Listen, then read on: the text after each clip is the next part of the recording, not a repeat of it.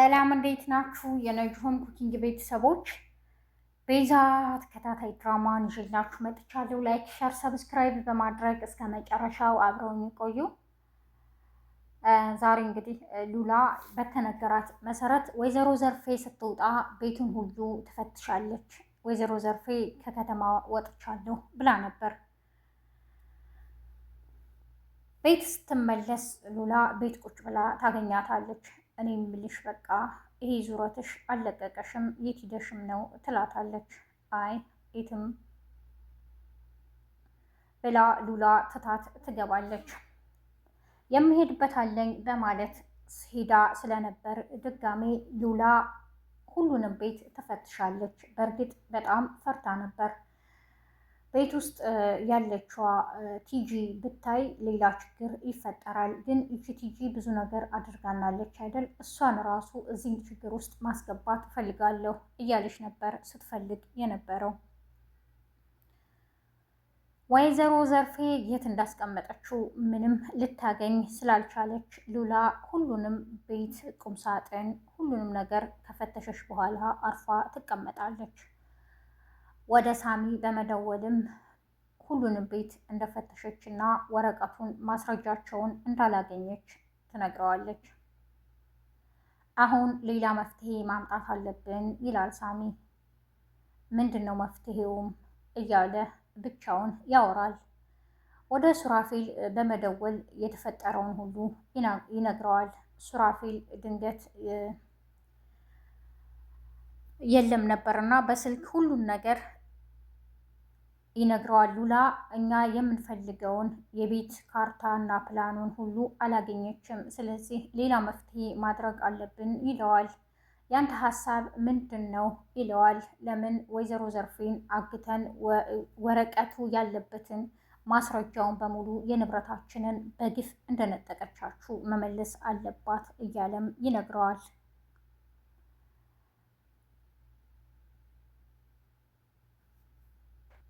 ሱራፌል ብዙም ደስ አላለውም በዚህ ጉዳይ።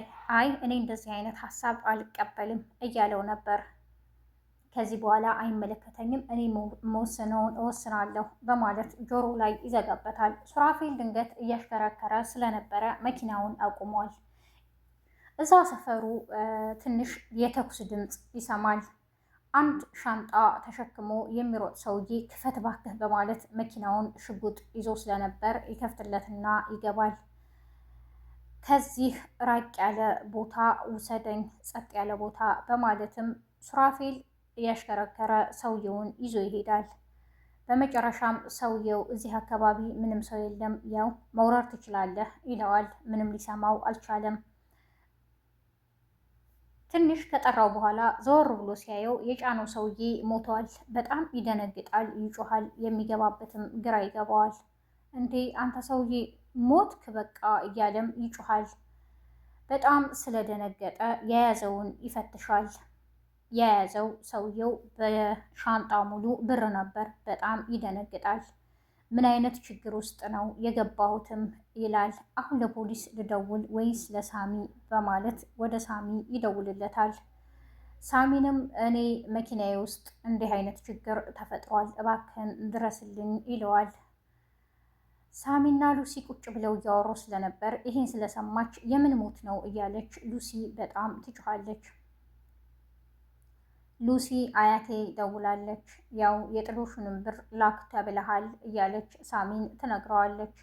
ቤዛ ለምንድን ነው ሉሲ የምትናደጂው? ሳሚ በብዙ ነገር እንደሚቀልድ ታውቂያለሽ፣ ዝም ብለሽ አትናደጂ፣ አትበሳጪ ትላታለች።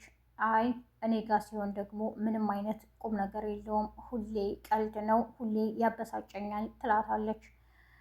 ይሄ እኮ ገና ያላደገ ልጅ ነው እያለቻት ነበር ለቤዛ። ሉሲ ችግሯን እየተናገረች ድንገት ሳሚ ይመጣል። የምትይውን ሰምቻለሁ፣ ምንድን ነው ያልሽው እያለ አሁንም በምትናገረው ነገር ይቀልድባታል። ያው አላልኩሽም በቃ መቼ ነው አንተ ነፍስ የምታውቀውም ትለዋለች። አሁን አያቴ ጥሎሹን ጣል ብለሃለች ትልካለህ ትለዋለች። ለአያትሽ ጋቢ ነው የምገዛላቸው ይላታል። ወይስ ላንቺ ነው ጋቢው እያለም ያበሽቃታል። እኔ ምንም የምጥለው ጥሎሽ የለኝም፣ ራሴን ከጣልኩ ጥሩ ነው፣ በቃ ሳሚ ራሱን ይጥላል ብለሽ ለአያትሽ ንገሪ እያለም ያበሽቃታል። እንደሱማ አይደለም ጥሎሽ እንደዚህ አይጣልም ትላለች። ሳሚ ከምሩ ነው የሚያወራው። ሉሲ በጣም ትናደዳለች በንግግሮቹ።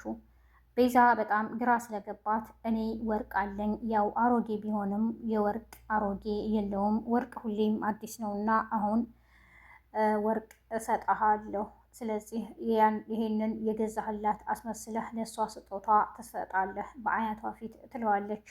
ይሄን ደግሞ ማድረግ ለኔ በጣም ነው ደስ የሚለኝ፣ በዛውም ስጦታ ይሆንልኛል ትለዋለች። ሳሚ ይደነግጣል። እንዴ አመራርሽ እንዴ? ወርቁን ለኪራይ ነው ለምንድን ነው ይላታል። እኔ እየቀለድኩ አይደለም፣ ይሄ ለሉሲ የሚሰጥ ስጦታ ነው ትለዋለች። እነሱ በጣም ይደነግጣሉ። እንዴ ቤዛ ምን እያልሽ ነውም ይላሉ። ሱራፌል በጣም ግራ ገብቶታል፣ በጣም ደንግጧል። ሳሚ ከሄደ በኋላ ያው የተፈጠረውን ነገር ሁሉ ያያል። እባክን ከሰውየው ብሩ ያስፈልገናል፣ በዚህ ሰዓት ያለንበት ችግር በጣም ብዙ ነው ይለዋል።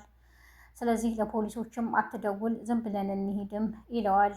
ሱራፌል ምንም ደስ አላለውም። ይሄ ነገር ተልኮ ሊኖረው ይችላል። ስለዚህ ብሩንም ለፖሊስ እናስረክባለን፣ ሻንጣውንም እንሰጣለን፣ ሰውየውንም በቃ ፖሊስ ማወቅ አለበት እያለ ይነግረዋል። ሳሚ በዚህ ደስተኛ አይደለም። ሱራፌል እና ሳሚ በጣም ተፋጠዋል። ወይዘሮ ዘርፌ ከዶክተሩ ቤት ሄዳለች። ዶክተሩ ከሉላ ጋር የተመካከሩትን እንዴት አድርገው የእሷን ንብረት መመለስ እንዳለባቸው ስላወሩ ስለ ቢዝነስ ያወራታል። ወይዘሮ ዘርፌ አንዴ ታምናለች፣ አንዴ ደግሞ አታምንም። እኔ ምልህ ግን ስለ ቢዝነስ የምታወራኝ በአንድ ቀን ጀንበር ያገኘሁትን ንብረት በአንድ ቀን ጀንበር ባጣ ውስጥ ትለዋለች። አይ በዚህ ግራ ይግባሽ ወይዘሮ ዘርፌ፣ ጀግና መሆን አለብሽ እያለም ያወራታል። እና ደግሞ ቢዝነሱን የምንሰራው በትንሽ ካፒታል አይደለም፣ ትንሽ ካፒታሉ ከፍ ያለ ነው። አይዞሽ፣ ደግሞ ጀግና መሆን አለብሽ፣ ከስራትን አስበሽ ከገባሽ መጀመሪያውኑ ተሸንፈሻል እያለም ይነግራታል። ወይዘሮ ዘርፌ ይህንን ታደርግ ይሆን? አብሬ እሰራለሁ ብላ ያላትን ታስወስድ ይሆን? በቀጣይ ክፍል አብረን የምናየው ይሆናል። ነጅሆም ኩኪንግን ላይክ፣ ሸር፣ ሰብስክራይብ በማድረግ አብራችሁን ስለቆያችሁ አመሰግናለሁ። በያላችሁበት የዓለም ዳርቻ ሰላማችሁ ይብዛ። መልካም ቀን ባይ